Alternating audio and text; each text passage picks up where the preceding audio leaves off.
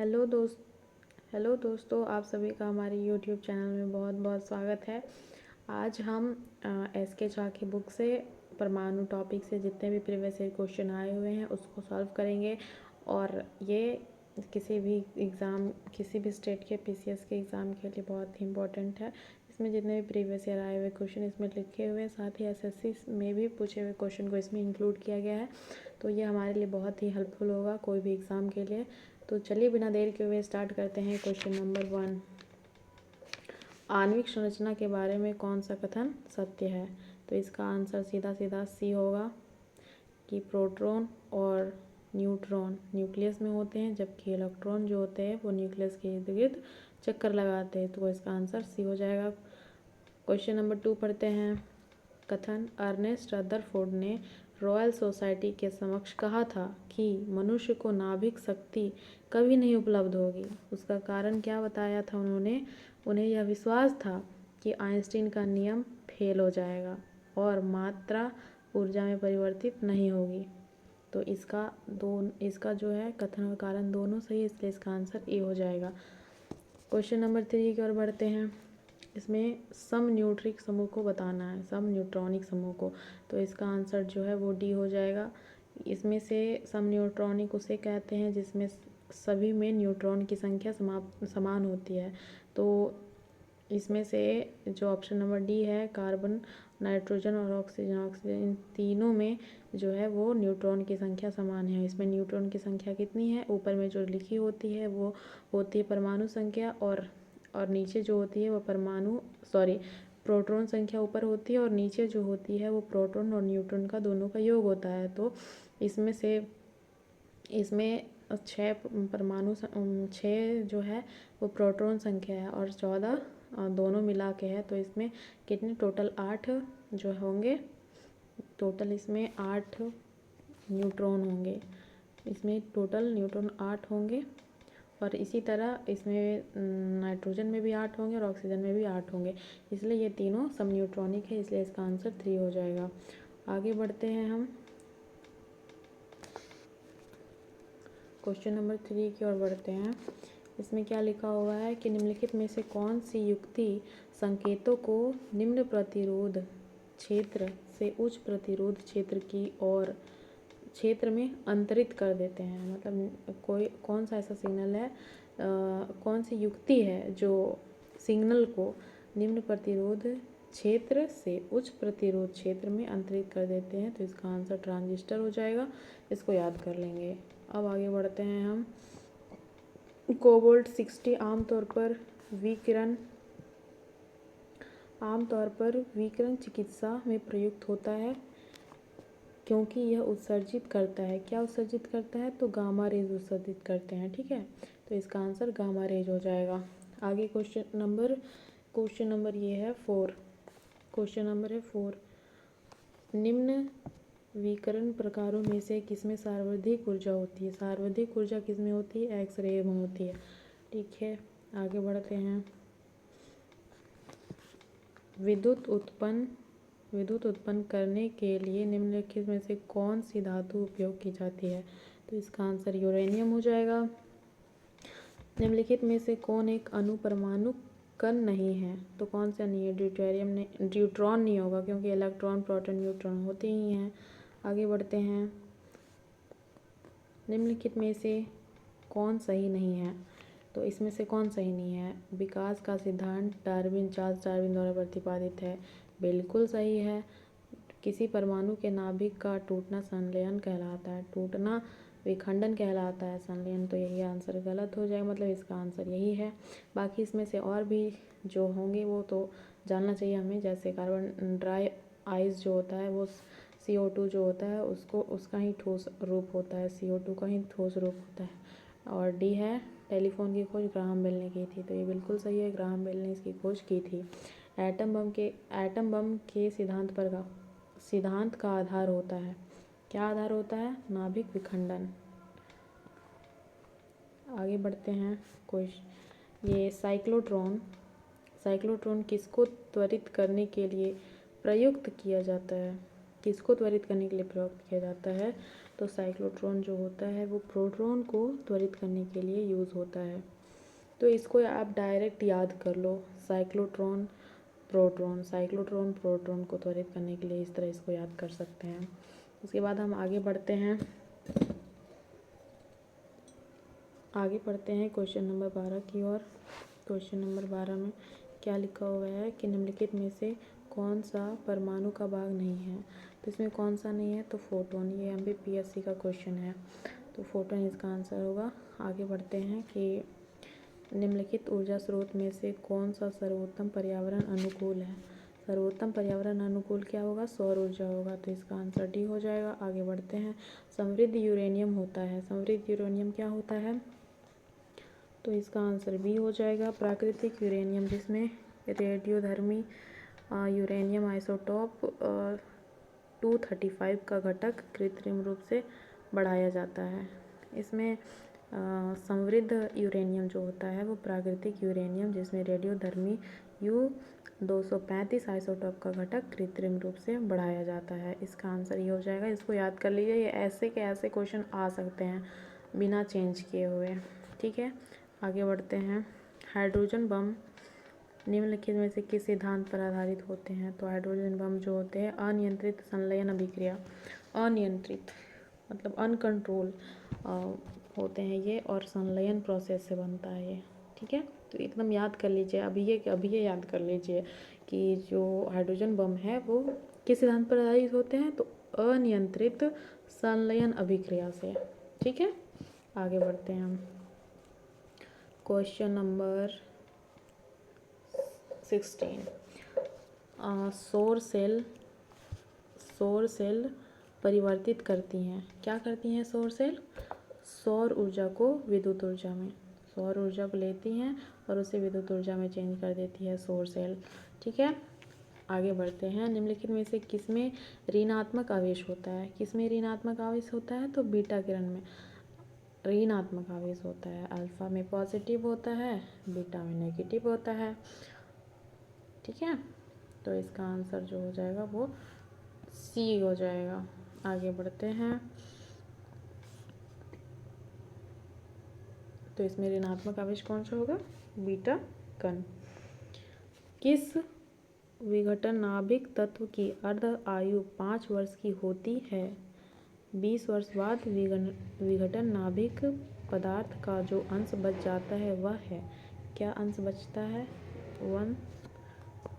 1/16। इसका आंसर 1/16 होगा। ये IAS का क्वेश्चन है, इसको याद कर लीजिए। Question number 19। सूर्य की रेडियंट ऊर्जा किससे उत्पन्न होती है? किससे उत्पन्न होती है? नाभिक के संलयन। ये सूर्य वाला जो प्रोसेस है वो नाभिक के संलयन से ही बनता है, तो इसको भी एकदम याद रख कर लीजिए। क्वेश्चन नंबर 20 की ओर बढ़ते हैं। निम्नलिखित में से कौन सा सत्य है? कौन सा सत्य है? तो इसका आंसर बी हो जाएगा। संलयन में प्रति इकाई द्रव्यमान में उत्सर्जित ऊर्जा विखंडन में प्रति इकाई द्रव्यमान में उत्सर्जित ऊर्जा से अधिक होती है। संलयन प्रोसेस में बोल रहा है कि जो द्रव्यमान में उत्सर्जित ऊर्जा होती है, प्रति इकाई में द्रव्यमान में जो उत्सर्जित ऊर्जा होती है वो विखंडन इकाई द्रव्यमान से उत्सर्जित ऊर्जा से अधिक होती है। यही हमारा सत्य है। ठीक है, क्वेश्चन नंबर हम 21 को देखते हैं। सूर्य में नाभिकीय ईंधन है। सूर्य में नाभिकीय ईंधन क्या हो जाएगा? हाइड्रोजन। आगे बढ़ते हैं। पेयजल में गामा उत्सर्जन समस्थानिक है या नहीं, इसकी पुष्टि निम्नलिखित में से किससे की जाती है? ये प्रस्फुरण गणक द्वारा किया जाता है। ठीक है, इसको एकदम याद कर लीजिए। पेयजल में गामा उत्सर्जक समस्थानिक है या नहीं, इसकी पुष्टि किससे की जाती है? तो इसके लिए प्रस्फुरण गणक का यूज़ किया जाता है। प्रस्फुरण गणक का यूज़ किया जाता है। बार बार बोलिए प्रस्फुरण गणक, इस तरह करके इसको याद कर लीजिए। Question number 23। हीलियम के नाभिक में होता है। तो हीलियम के नाभिक में क्या होता है? 2 प्रोटॉन और 2 न्यूट्रॉन। ये भी याद कर लीजिए, ये डायरेक्ट आपको क्वेश्चन देखने को मिलेगा। 2 प्रोटॉन और 2 न्यूट्रॉन जो होता है वो हीलियम के नाभिक में होता है। आगे बढ़ते हैं 24, क्वेश्चन नंबर 24, न्यूक्लियर रिएक्टर में मॉडरेंट का कार्य कौन करता है? तो आप बताइए कि न्यूक्लियर रिएक्टर में मॉडरेंट का कार्य कौन करता है? तो इसका आंसर जो हो जाएगा वो हो जाएगा न्यूट्रॉन के लोड को कम करना।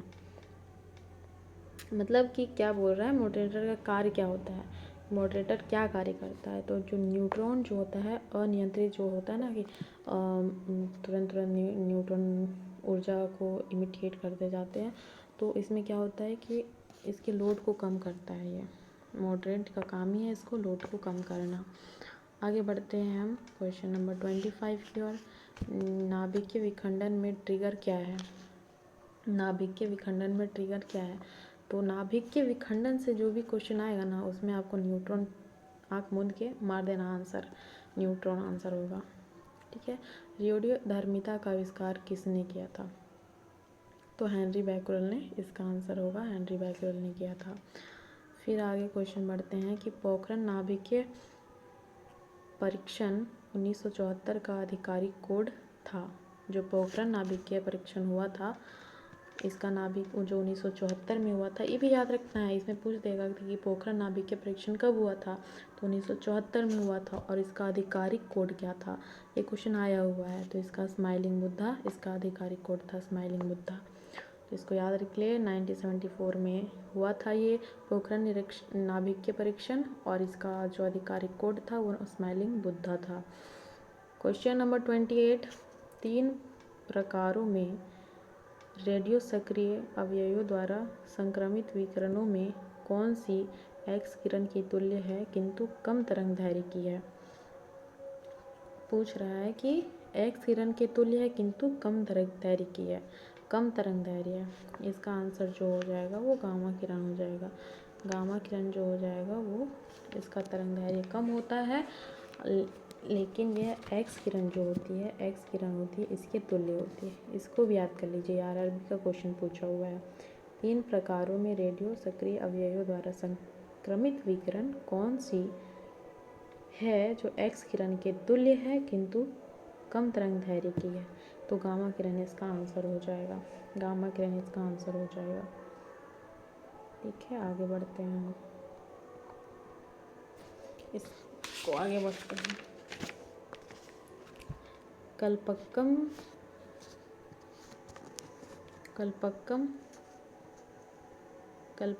के फास्ट ब्रेडर टेस्ट रिएक्टर में प्रयुक्त ईंधन है। इसमें कौन सा ईंधन का यूज़ किया जाता है? प्लूटोनियम का यूज़ किया जाता है। जैसे कल्पक्कम जो यहाँ पे परमाणु संयंत्र है, जो गृह है, यहाँ पे फास्ट ब्रीडर टेस्ट रिएक्टर में ईंधन क्या यूज़ होता है? तो इसमें प्लूटोनियम यूज़ होता है कल्पक्कम में। जैसे यूरेनियम हम पढ़े हैं कि यूरेनियम भी यूज़ होता है, लेकिन यहाँ पे प्लूटोनियम होता है, इसलिए इसको याद कर लीजिए। क्वेश्चन नंबर 30 में एक ब्रीडर रिएक्टर वह है, क्या है, जो विखंडन होने वाले पदार्थ को उससे अधिक उत्पन्न करता है जितना वह जलाता है। एक रिएक्टर में क्या होता है, ब्रीडर रिएक्टर में वह होता है जो विखंडन होने वाले पदार्थ को उससे अधिक उत्पन्न करता है जितना वह जलाता है, उससे ज़्यादा उत्पन्न करता है, उसमें से ऊर्जा जो भी है वो ज़्यादा उत्पन्न करता है। क्वेश्चन नंबर 31, जिस तत्व के परमाणु में 2 प्रोटॉन 2 न्यूट्रॉन 2 इलेक्ट्रॉन हो उस तत्व का द्रव्यमान संख्या क्या होगा? तो इसका द्रव्यमान संख्या, किसी भी परमाणु का द्रव्यमान संख्या जो होता है उसका प्रोटॉन और न्यूट्रॉन का ही जोड़ होता है। तो 2 और 2 मिला के कितने हो जाएंगे? 4। तो इसका आंसर क्या हो जाएगा? इसका आंसर जो हो जाएगा वो 4 हो जाएगा। इसका आंसर जो हो जाएगा वो 4 हो जाएगा। आगे बढ़ते हैं। एक रेडियोधर्मी तत्व जिसके भारतवर्ष में बड़े भंडार पाए जाते हैं वो क्या है? वो हमारा है थोरियम, बहुत ज़्यादा पाया जाता है। वो कहाँ पे? केरल में। केरल का मोनाजाइट रेत होता है उसमें बहुत ज़्यादा पाया जाता है। क्वेश्चन नंबर 33 में हम पढ़ते हैं, ओटो हॉर्न ने अणु बम की खोज निम्न सिद्धांत पर किया था। अणुबम जो है नाभिक के विखंडन पे काम करता है। जो ऑटो हॉर्न ने अणुबम की खोज की थी वो सिद्धांत जो है नाभिक के विखंडन के आधार पर काम करती है। ठीक है। क्यूरी किसकी इकाई है? किसकी इकाई है क्यूरी? रेडियो सक्रियता की। ठीक है। क्यूरी किसकी इकाई है? रेडियो सक्रियता की। कल्पक्कम सुर्खियों में रहा है अपने, क्यों कल्पक्कम रहता है अपने सुर्खियों में? तो क्योंकि यहाँ पे परमाणु शक्ति परियोजना के कारण यहाँ पे परमाणु गृह है, इसीलिए। क्वेश्चन नंबर 36, निम्नलिखित में से कौन सा युग्म सम्मिलित नहीं है? इसमें पढ़ लेते हैं हम, इसमें से कौन सा सही होगा। ये Indira Gandhi centre for atomic research, ये जो है सम्मिलित नहीं है। क्यों? सॉरी ये सही नहीं है, मतलब इसका आंसर जो हो जाएगा वो होगा सी होगा। इसका आंसर सी होगा।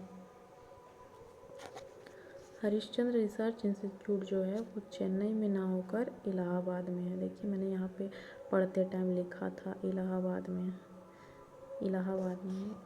हरिश्चंद्र रिसर्च इंस्टीट्यूट जो है वो चेन्नई में ना होकर इलाहाबाद में है। ठीक है। Indira Gandhi centre for atomic research, ये कल्पक्कम तमिलनाडु में है, ये सही है। Atomic mineral directorate for exploration and research, ये हैदराबाद में है। Saha institute of nuclear physics, ये कोलकाता में है। Saha institute of nuclear physics जो है वो कोलकाता में है, तो इसको याद कर लीजिए।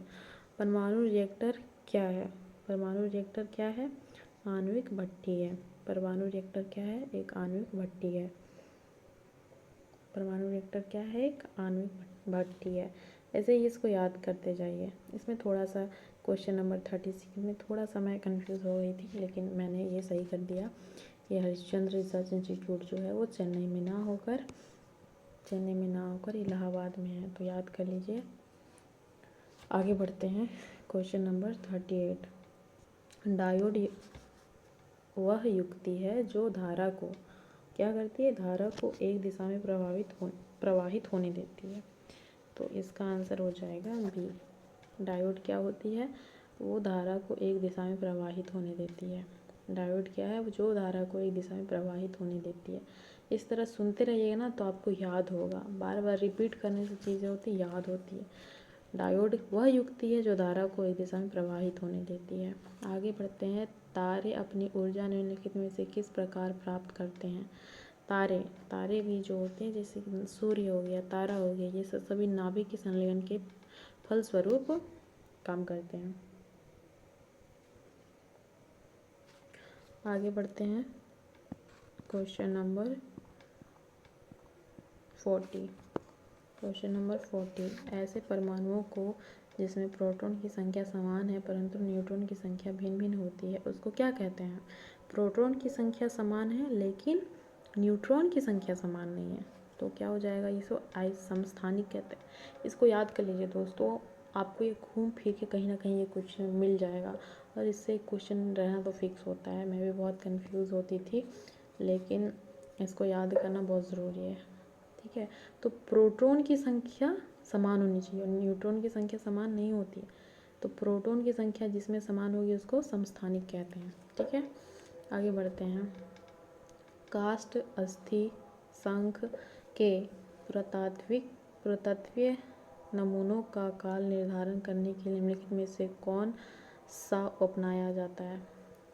जो हो गया लकड़ी हो गया, हड्डी हो गया, शंख हो गया, ये सबको इसका काल निर्धारण करना है तो क्या यूज़ करते हैं? तो कार्बन 14 का यूज़ करते हैं हम लोग। कार्बन 14 जो है जीवाश्म में उपलब्ध होते हैं, इसलिए कार्बन उपलब्ध होते हैं, उसी से हम लोग इसकी आयु का पता लगाते हैं।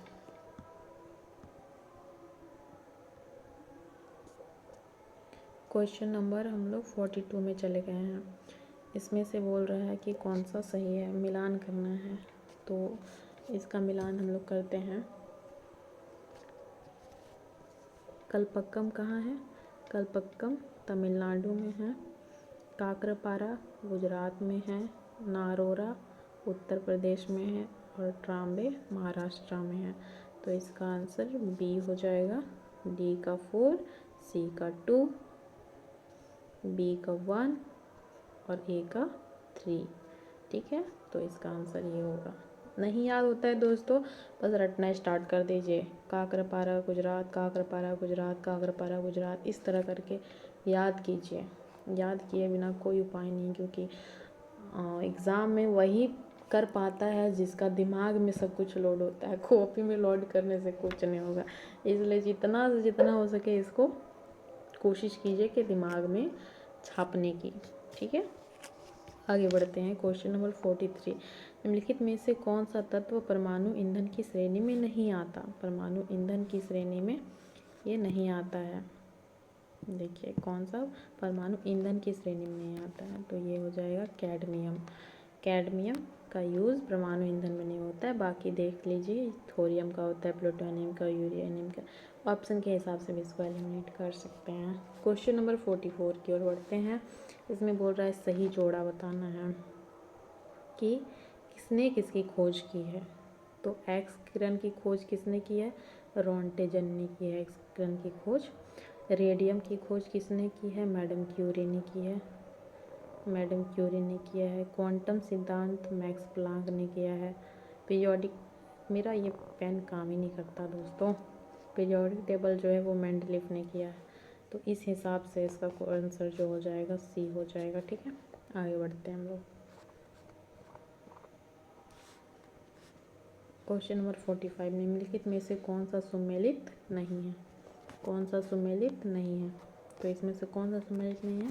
तो इसका ऑप्शन नंबर डी हो जाएगा। पारा यूरेनियम तत्वों का संश्लेषण एनरिको फर्मी ने किया है। पारा यूरेनियम तत्वों का संश्लेषण एनरिको फर्मी ने किया है, ये गलत है। बाकी ये सब सही है। तो इसमें से ऑप्शन को भी रट लेना है, ऑप्शन को भी नहीं छोड़ना है। मैसॉन की खोज किसने की थी? हिडेकी युकावा ने। हिडेकी युकावा ने। पॉजिट्रॉन की खोज एंडरसन और यूएफ हैस ने की है। ठीक है, पॉजिट्रॉन की खोज एंडरसन, ऐसे भी याद कर लीजिए, पॉजिट्रॉन एंडरसन ऐसे करके। सूर्य तथा तारों में ऊर्जा उत्पन्न का सिद्धांत H.A. बेथे ने दिया है।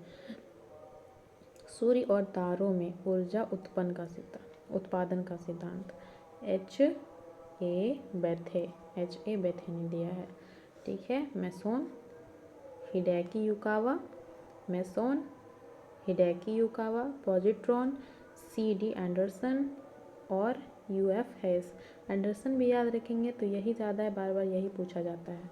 ठीक है, और सूर्य और तारों के बीच ऊर्जा उत्पन्न का सिद्धांत H.A.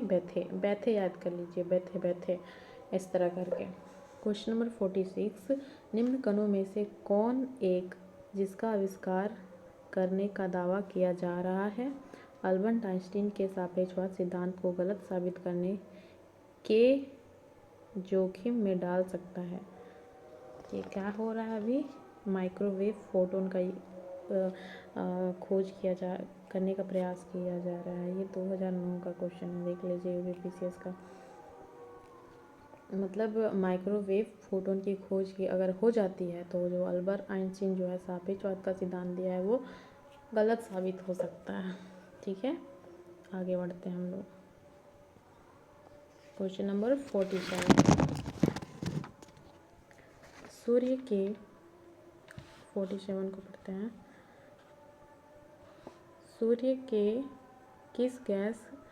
में किस गैस की अधिकता पाई जाती है? तो हाइड्रोजन की। समस्थानिक होते हैं एक ही तत्व के परमाणु जिनका परमाणु भार भिन्न परंतु परमाणु क्रमांक समान होते हैं। तो परमाणु क्रमांक जहाँ सही हो गया मतलब वो सही है, और परमाणु भार भिन्न होने चाहिए। परमाणु भार भिन्न होंगे तभी तो न्यूट्रॉन की संख्या अलग अलग होगी, तभी तो परमाणु भार भिन्न। अगर न्यूट्रॉन भी समान हो जाएंगे तो परमाणु भार भी सबका सही हो जाएगा। तो इसलिए आंसर बी हो जाएगा। 49 को पढ़ते हैं हम लोग।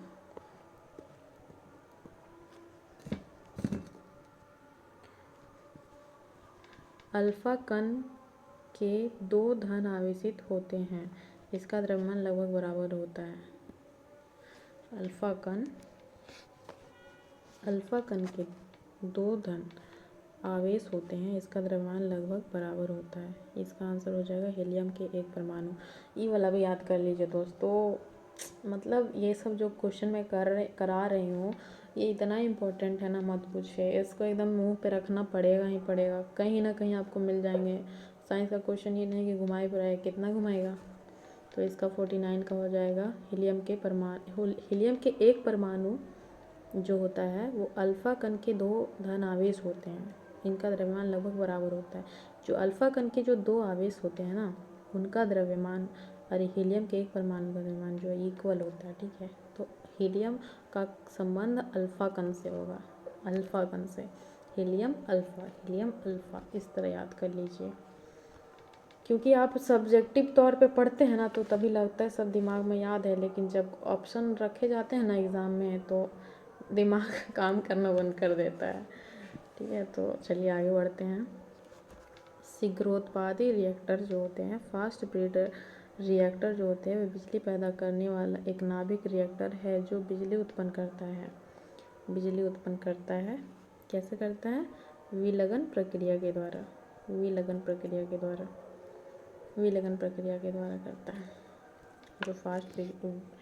जो फास्ट ब्रीडर रिएक्टर जो होते हैं वो बिजली पैदा करते हैं। वो कैसे करते हैं? तो विलगन प्रक्रिया के द्वारा, ठीक है।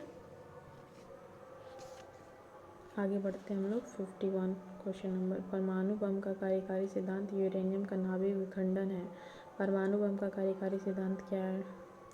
ड्यूटेरियम का नाभिकीय संलयन।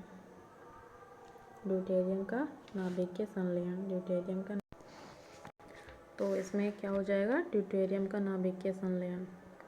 इसमें मैं क्वेश्चन आपको बता देती हूँ, कन्फ्यूज़न हो सकता है। जैसे परमाणु बम जो है वो कार्यकारी सिद्धांत नाभिकीय विखंडन पर कार्य करता है, ठीक है। जो ये परमाणु बम होते हैं वो नाभिकीय विखंडन पर काम करता है, लेकिन जो परमाणु बम होते हैं वो हाइड्रोजन बम जो होते हैं वो संलयन प्रोसेस से काम करती हैं, ठीक है। तो ये वाला याद रखिएगा। और संलयन में हमारा एक सूर्य हो जाएंगे, तारे हो जाएंगे, ये भी नाभिकीय संलयन प्रोसेस पर काम करती हैं। तो यहाँ पे बोल रहा है हाइड्रोजन बम का कार्यकारी सिद्धांत है, इसमें ड्यूटेरियम का होता है नाभिकीय संलयन, ड्यूटेरियम होता है। परमाणु में आप लोग जानते हैं कि न्यूट्रॉन का ही उसमें टूटते फूटते हैं। आगे बढ़ते हैं।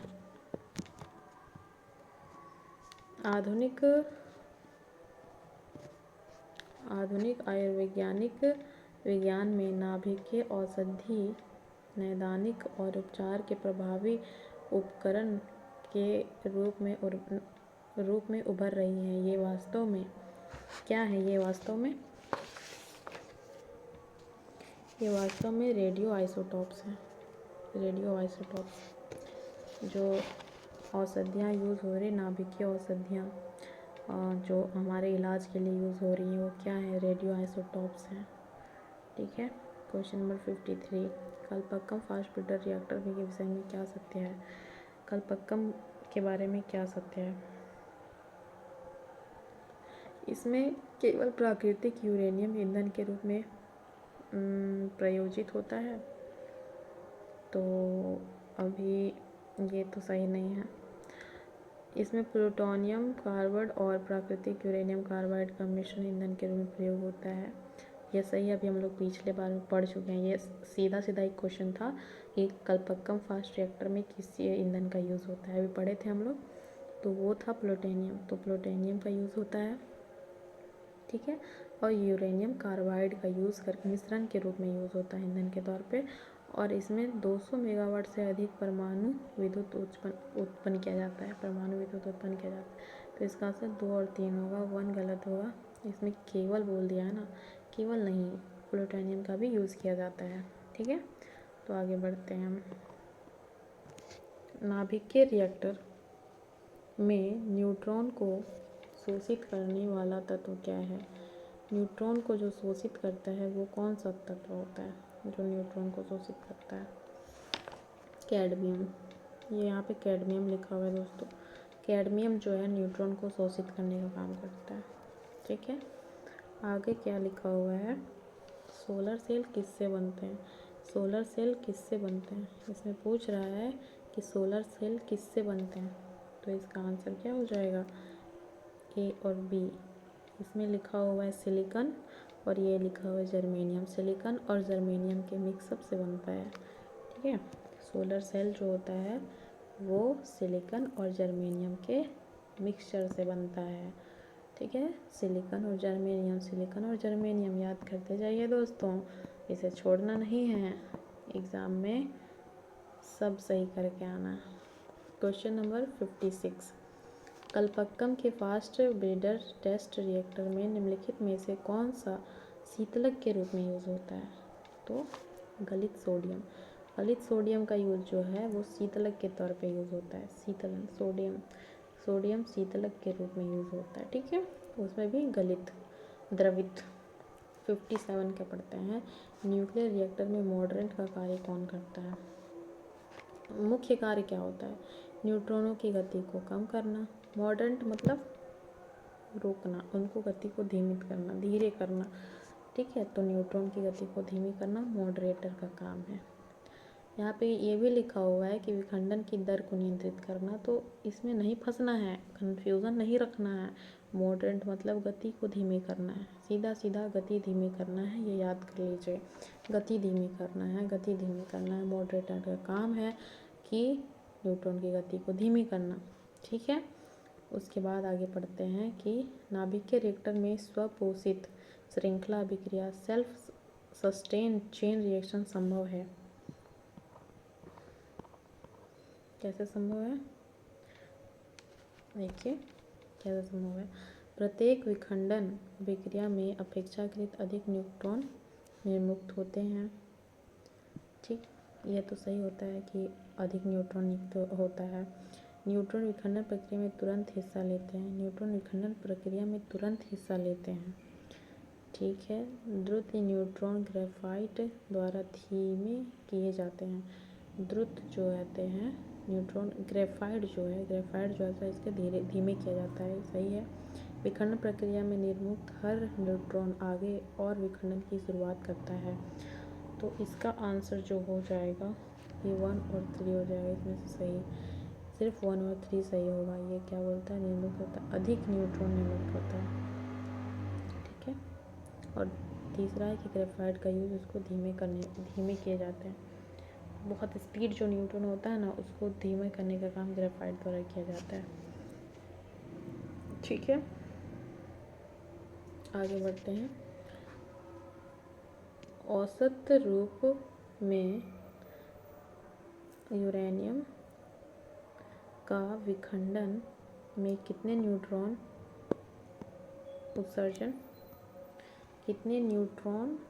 का उत्सर्जन होता है, तो कितना होता है, एक के करने के बाद 3 न्यूट्रॉन का उत्सर्जन होता है। ठीक है, एक करेंगे ना तो 3 को निकलता है, 3 न्यूट्रॉन का उत्सर्जन होता है। आगे बढ़ते हैं। मई 1998 में पोखरण में भारत ने 5 परमाणु परीक्षण किए थे। पोखरण किस क्षेत्र में है, तो पोखरण कहाँ है, राजस्थान में पोखरण। 5 परमाणु का परीक्षण किया था। ठीक है, अभी हम लोग देखे थे 1974 में जो हुआ था प्रशिक्षण, उसका नाम क्या था, आधिकारिक नाम था उसका, जो मोटो था क्या था, लोगो क्या था, स्माइलिंग बुद्धा। आगे बढ़ते हैं। सितारों में अक्षय ऊर्जा के स्रोत का कारण है। सितारों में अक्षय ऊर्जा के स्रोत का क्या कारण है, हाइड्रोजन का हीलियम में परिवर्तन, यही होता है, यही ऊर्जा का स्रोत होता है सितारों में। क्या है, वैलेडिस्टीन 7x, ये कौन सा क्वेश्चन भाई, अच्छा ये किसी ने नहीं पूछा है, लगता है इन्होंने सर ने खुद दिया है। तो इसका आंसर जो हो जाएगा नाभिक ऊर्जा से संबंधित है ये। वेडलस्टीन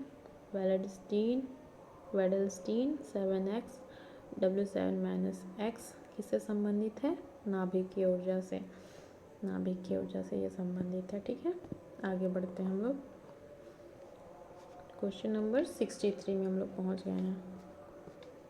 63 में परमाणु नाभिक किसने खोजा था? परमाणु नाभिक किसने खोजा था? तो नाभिक ने तो रदरफोर्ड ने खोजा था। कहाँ पे खोजा था? जो सोना का जो पतली थीन क्या बोलते हैं चादर थी, उसमें से अपना किए थे प्रोसेस, उसी से निकला था। ठीक है। 64 क्वेश्चन नंबर 64 एक रेडियो एक्टिव पदार्थ की अर्ध आयु 4 महीने है। इस पदार्थ के 3/4 का अक्षय होने में कितना समय लगेगा? तो इसका आंसर हो जाएगा 8 महीने में। एसएससी ने भी पूछा है और आईएएस में भी पूछा हुआ ये क्वेश्चन है दोस्तों। नाभिक का आकार क्या होता है? नाभिक का आकार जो होता है वो 10 की पावर -15 मीटर होता है। बहुत कम होता है, बहुत कम। ये 15 याद कर लीजिए, 10 के और -15 मीटर, बहुत कम मान लीजिए, 15 याद रखिए। सभी भारी रेडियो सक्रिय तत्व अंतिम रूप में परिवर्तित हो जाते हैं। अंतिम रूप से परिवर्तित होते हैं सीसा में। जितना भी आप रिएक्टर चल रहा होता है ना, रेडियो सक्रिय पदार्थ जो होता है ना, वो अंतिम रूप से सीसा में परिवर्तित हो जाता है दोस्तों, समझे? सीसा में परिवर्तित हो जाता है जी, सीसा में। आगे बढ़ते हैं, इसको याद कर लीजिए, छोड़ना नहीं है दोस्तों, एकदम रटते जाना है। फोड़ के ही आना पेपर। निम्नलिखित ऊर्जा में से कौन सी जैविक मात्रा में सर्वाधिक उपयोग की जाती है?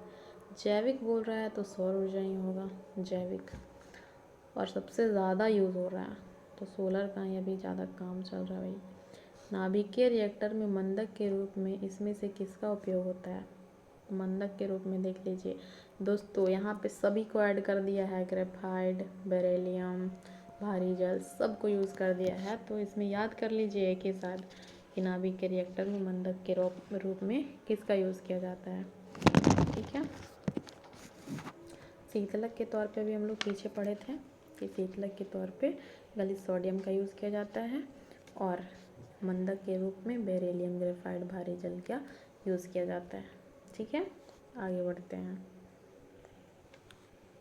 इंदिरा गांधी आणविक अनुसंधान केंद्र कहाँ पे स्थित है? इंदिरा गांधी तमिलनाडु में, कलपक्कम पढ़े थे अभी पीछे, वही कलपक्कम तमिलनाडु में स्थित है। ये तो काम ही नहीं करती यार, तमिलनाडु में स्थित है। ठीक है। कुलीज नलिका का प्रयोग क्या उत्पन्न करने के लिए किया जाता है?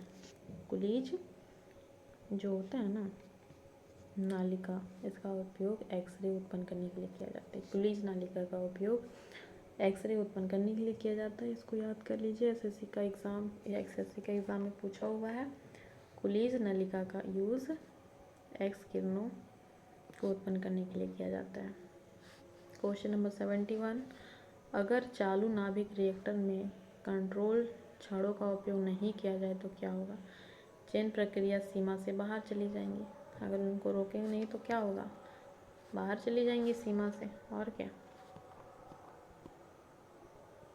क्वेश्चन नंबर 72 भारत में प्रचुर मात्रा में उपलब्ध महत्वपूर्ण नाभिक ईंधन है, क्या है? हमारे यहाँ पे सबसे ज़्यादा मिलता है भाई थोरियम।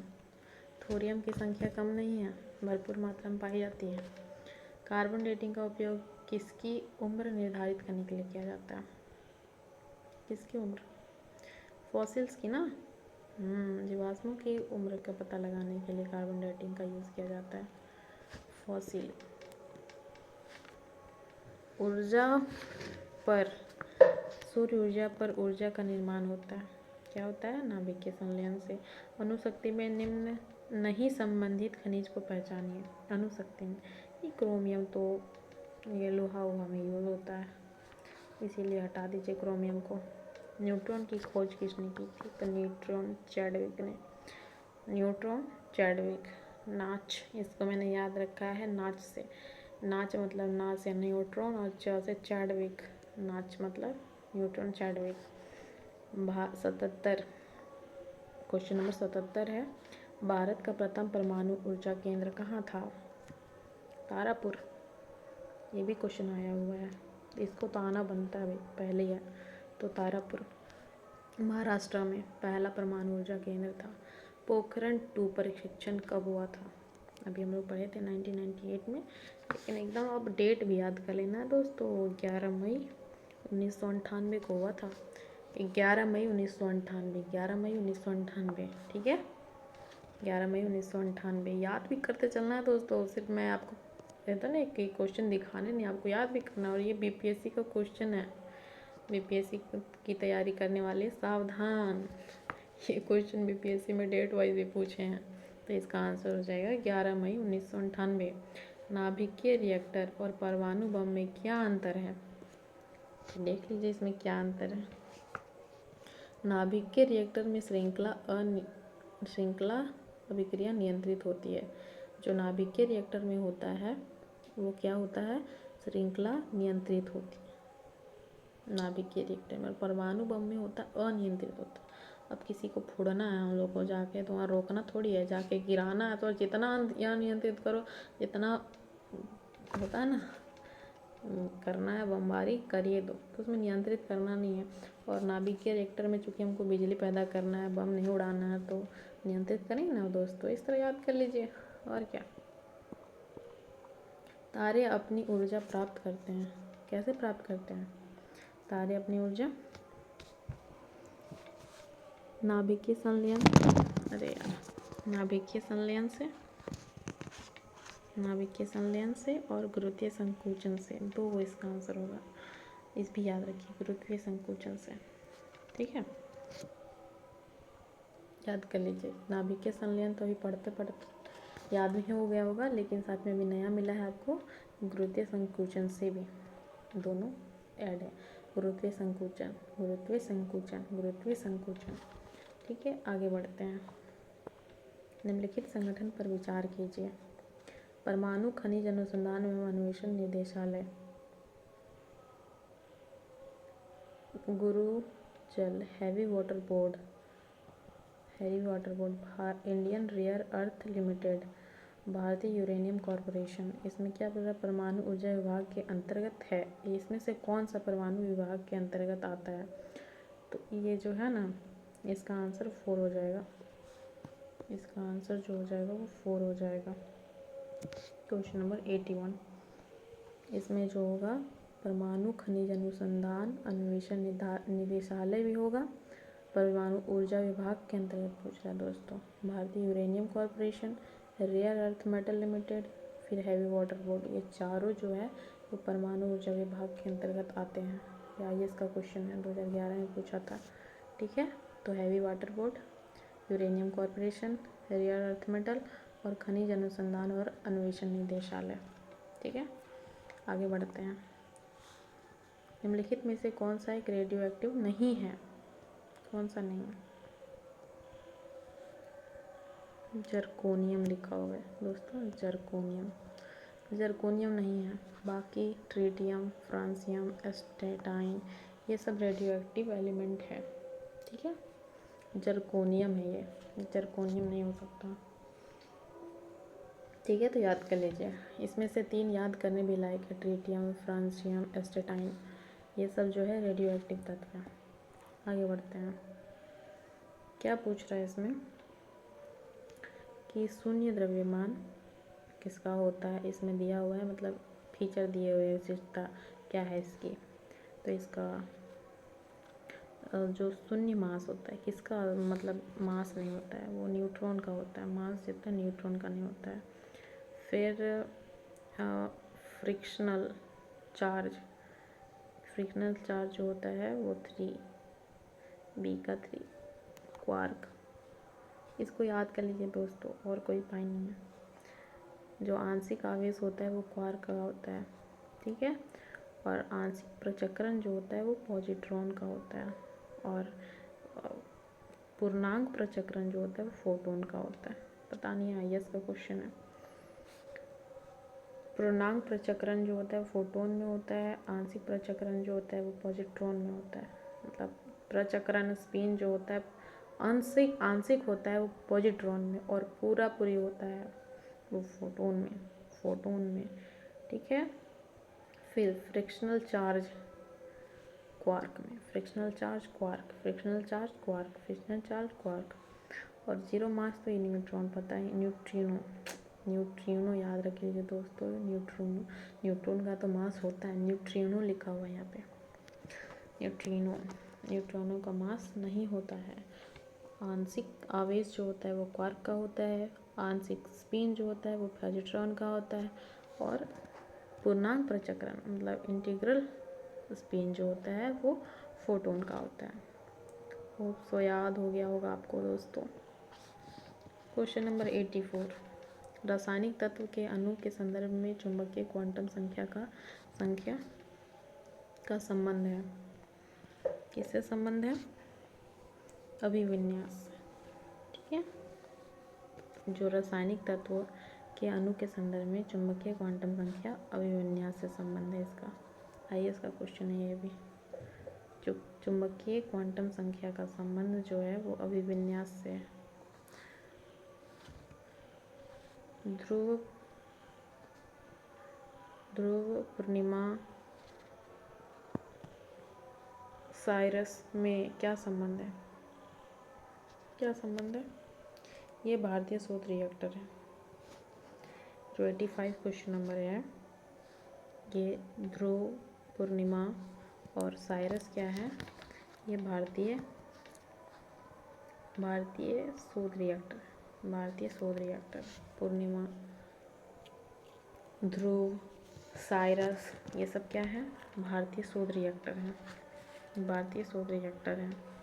आगे बढ़ते हैं। नीचे दिए गए फोटो के संबंध में उत्तर दीजिए। परमाणु संयंत्र स्थित है कहाँ के बारे में पूछा है, दिया ही नहीं है ऑप्शन में।